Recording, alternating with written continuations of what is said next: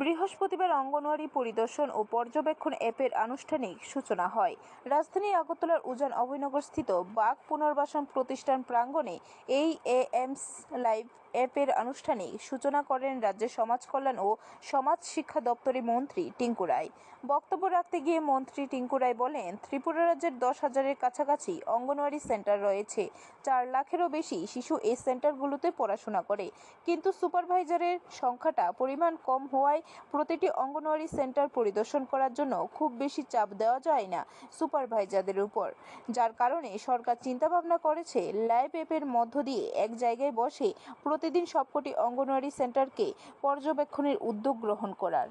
সালে এখানে দেখেছি আমরা মাননীয় প্রধানমন্ত্রীজি শুরু করেছিলেন পোষণ অভিযান এবং পাশাপাশি পোষণ ট্র্যাকার অর্থাৎ একটা মোবাইল সফটওয়্যারের মাধ্যমে সেই সমস্ত অঙ্গনওয়াড়ি সেন্টারগুলোকে ভিজিট করা বা সেখানে তার পরিষেবা বা যে সমস্ত সেই স্কিমের মাধ্যমে যে সমস্ত স্কিমগুলো রয়েছে সেগুলো সঠিকভাবে পরিচালনা করা হচ্ছে কিনা সেটাকে সেই মোবাইল অ্যাপসে আপলোড করার একটা ব্যবস্থা ছিল। এটাতে কি হয়, সেটা যেহেতু গোটা ভারতবর্ষকে নিয়ে চিন্তা করে বানিয়েছে কেন্দ্র সরকার, সেটা সেভাবে তৈরি হয়েছে। আমরা দেখতে পেয়েছি আমাদের রাজ্যে অনেক সময়। ব্যুরো রিপোর্ট, খবর ত্রিপুরা।